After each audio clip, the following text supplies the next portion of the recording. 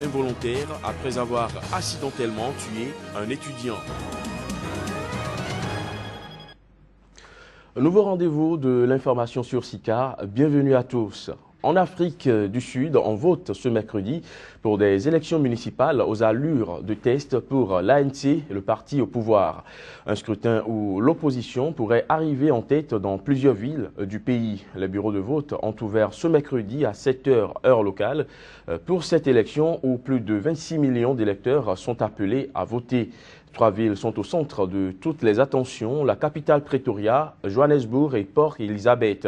Dans ces métropoles, la lutte promet d'être serrée entre le Congrès national africain ANC, actuellement au pouvoir dans la plupart des 278 villes du pays, et l'Alliance démocratique DA, le principal parti d'opposition de centre droit.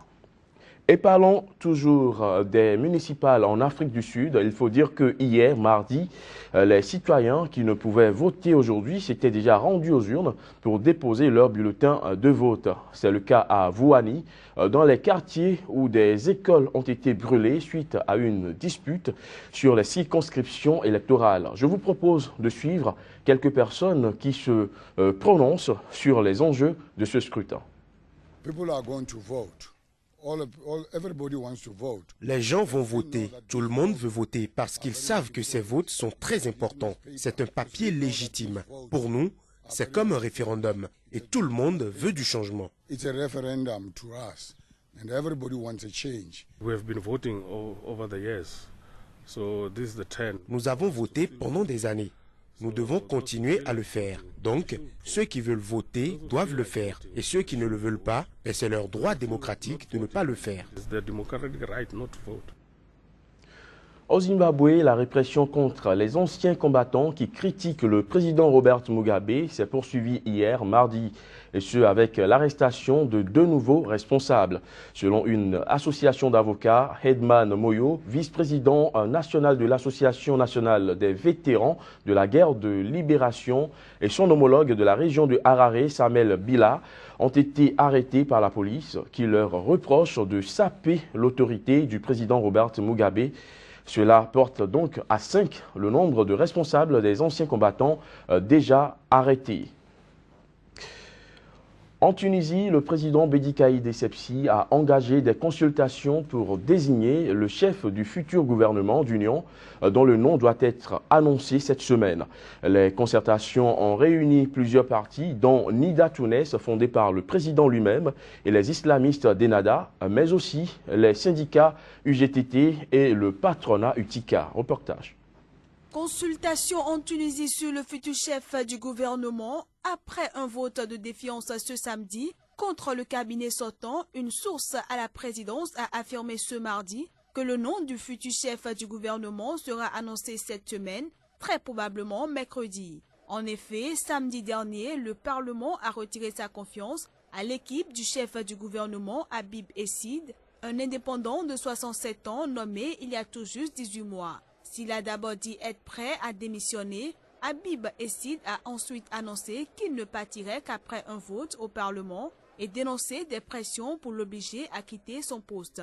Ses proches ont attribué ces pressions au compte du fils du chef de l'État, Hafed Caïd Essebsi, un dirigeant de Nida Tounes.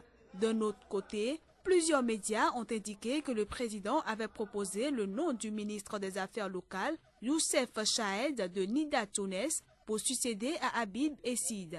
Des responsables de Nida Tounes qui a remporté les législatives de 2014 avant d'imploser et de perdre la première place au Parlement au profit d'Ennahda ont estimé que le chef de gouvernement devait revenir à leur parti.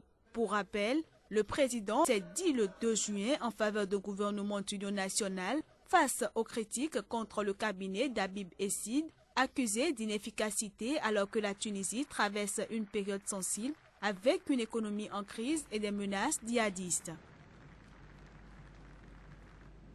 Restons au Maghreb, mais cette fois-ci en Libye, où un attentat suicide est survenu hier mardi dans la soirée dans l'est du pays, à Benghazi, faisant plus d'une trentaine de blessés et 15 morts, tous membres des forces loyales aux autorités libyennes non reconnues par la communauté internationale. Il faut dire que l'attentat aurait été perpétrée par un kamikaze qui s'est fait exploser à bord d'un camion près d'un rassemblement des forces loyalistes. Le Conseil de la Choura des révolutionnaires, une coalition de milices islamistes dont fait partie Ansa Acharia, un groupe proche d'Al-Qaïda, a revendiqué l'attaque sur son compte Twitter. Nous sommes cette fois-ci au Sénégal où le syndicat des domestiques se mobilise pour Mbayang Diop, leur compatriote incarcéré en Arabie Saoudite pour le meurtre de sa patronne et qui risque la décapitation. Les syndicats des travailleurs domestiques, accompagnés d'associations de femmes, ont organisé un sitting lundi à Dakar.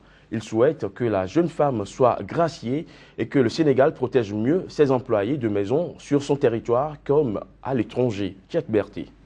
Ces représentants du domestique ne disent pas qu'il faut libérer la jeune femme, mais que sa peine soit courbe. Accusé d'avoir poignardé sa patronne, Mbayang Diop est depuis quelques semaines arrêté en Arabie Saoudite. La jeune Sénégalaise risque d'être exécutée comme le stipule la loi dans les affaires d'homicide en Arabie Saoudite. Ainsi, avec ces rassemblements, les organisateurs espèrent sauver une compatriote. Ici, nous avons nos lois, mais là, de l'autre côté aussi, en Arabie Saoudite, ils ont leurs lois. Et nous sommes là aujourd'hui pour un peu essayer de comprendre, mais également pour demander clémence et pardon. Parce qu'à ce stade, c'est tout ce que nous pouvons faire.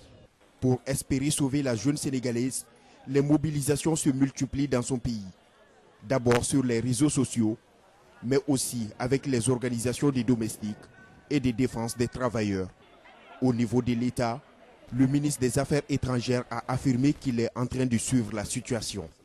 Plusieurs jeunes Sénégalais sont victimes des réseaux de trafiquants qui les promettent des salaires décents dans les pays du Golfe.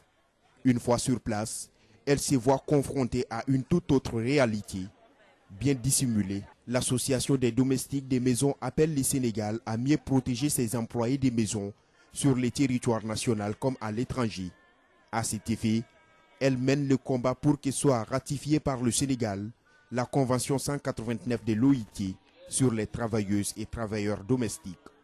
Rappelons que cette convention, adoptée en juin 2011 par l'Organisation internationale du travail, a pour but d'améliorer les conditions de vie et de travail des travailleurs domestiques. En Côte d'Ivoire, la justice a condamné mardi le sergent-chef Gervais Oku à 18 mois de prison ferme pour homicide involontaire. Les faits remontent au 17 juin dernier où l'accusé, qui roulait à vive allure au volant d'un véhicule de police, a renversé sur le campus d'Abidjan Roland Alaba, étudiant en sciences économiques. Ce dernier a succombé à ses blessures quelques minutes plus tard au centre hospitalier universitaire de Cocody.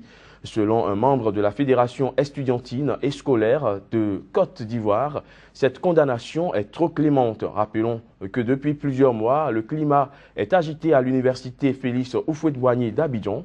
Les étudiants dénoncent entre autres des arrestations des membres de la FESI, l'évacuation des étudiants du campus universitaire et des litiges académiques. Toujours en bref, mais cette fois-ci en République démocratique du Congo, un partisan de l'opposition a été tué mardi par un militaire et des heurts s'en sont suivis avec la police, a déclaré l'opposition. Selon le chef de la police de Kinshasa, le général Célestin Kanyama, le militaire aurait tiré sur un motard. Un climat politique tendu, il faut le reconnaître, règne en République démocratique du Congo depuis plusieurs mois. L'opposition congolaise craint que le président Joseph Kabila, au pouvoir depuis 2001, et à qui la Constitution interdit de briguer un nouveau mandat, ne reporte le scrutin présidentiel prévu en fin d'année pour s'accrocher au pouvoir. À Kinshasa, la communauté béninoise vivant en République démocratique du Congo a célébré elle aussi le 1er août, date marquant la commémoration du 56e anniversaire de l'accession du pays à la souveraineté nationale et internationale. Sous la houlette de Gisèle Ballet-Médégan, ambassadrice du Bénin en République démocratique du Congo, une grande fête a été organisée dans l'enceinte de la chancellerie du pays en présence des corps diplomatiques de différents pays. Plus de précisions avec notre correspondant en République démocratique du Congo, Yayette Mavinga. La chancellerie du Bénin en RDC a connu une ambiance particulière en ce jour de la 56e anniversaire du Bénin. À l'heure prévue, ils étaient déjà présents pour célébrer cette grande fête. L'on pouvait percevoir les corps diplomatiques accrédités en RDC, les membres des différentes institutions démocratiques du pays et les membres du gouvernement, la MONUSCO, des Béninois ainsi que des amis. Après 2 hymnes nationaux de la RDC et du Bénin, l'ambassadeur du Bénin a tenu une brève allocution. Elle a retracé le contexte historique de cette date du 1er août et son importance. Elle a félicité la politique managériale du nouveau régime conduit par son Excellence Patrice Talon qui répondrait mieux aux problèmes des Béninois.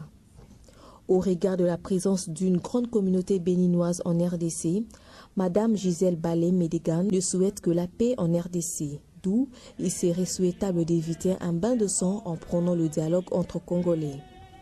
Je voudrais exprimer ici le soutien du Bénin à l'option du dialogue, qui est le moyen le plus adéquat pour aplanir les divergences qui peuvent survenir au sein d'une société humaine. Elle a profité pour rappeler que sa mission touchait à sa fin et combien, après 3 ans, elle était peinée de laisser la RDC et ses collaborateurs. La vocation première du diplomate étant de rapprocher les peuples, je peux sur ce plan m'estimer comblé.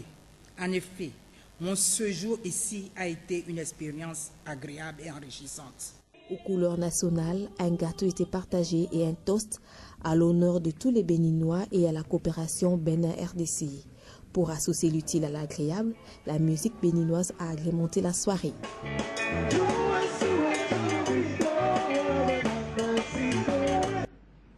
L'instant revue de presse dans cette édition, c'est juste après ceci. Kodjo Viamitano, bonjour. Bonjour Emmanuel Crépi. Un plaisir de vous avoir une fois encore sur ce plateau pour la revue des journaux des tabloïds du continent africain. Et nous démarrons par la République démocratique du Congo où la question du dialogue politique se pose avec insistance et revient au devant de l'actualité. Et cette fois-ci, c'est l'Union européenne qui s'invite au débat pendant que l'opposition est presque fragilisée. Oui, l'opposition est presque fragilisée. Vous avez raison. Avec Radio Okapi, vous constaterez qu'il y a eu chaufferie autour du siège du parti de l'UDPS. L'UDPS, c'est bien sûr le parti de l'opposant historique Étienne Tshisekedi. C'est Radio Okapi qui évoque donc cette information. Avec la prospérité online, l'Union européenne effectivement s'en mêle. Dialogue social en République démocratique du Congo. Gouvernement et opposition sous forte pression. Médias Congo, l'Union européenne exhorte le gouvernement et opposition à ouvrir rapidement le dialogue en République démocratique du Congo. Et avec le Forum des As, il faut que tout le monde participe donc à ce dialogue. Mais jusque-là, refus d'atterrissage de l'avion de l'opposant Moïse Katumbi, eh bien la précision du ministre Kalumba a été apportée dans les colonnes du journal Le Forum des As. En Côte d'Ivoire, les actions du gouvernement Ouattara ne sont plus du goût de tous les acteurs politiques. Parmi eux, Henriette Lagou, cette dernière veut voir le président plus pratique. Tout à fait, avec ivoirien.net, vous avez cette actualité ivoirienne. Henriette Lagou, Ouattara doit mettre fin à ses nombreuses promesses et donc passer aux actes. Côte d'Ivoire.net également. Côte d'Ivoire, l'opposition réclame l'annulation de l'augmentation des tarifs d'électricité. Et puis avec Connexion Ivoirienne, c'est bien sûr la hausse du prix du courant qui préoccupe ici au niveau du FPI de Laurent Gbagbo. On annonce une plainte contre le gouvernement.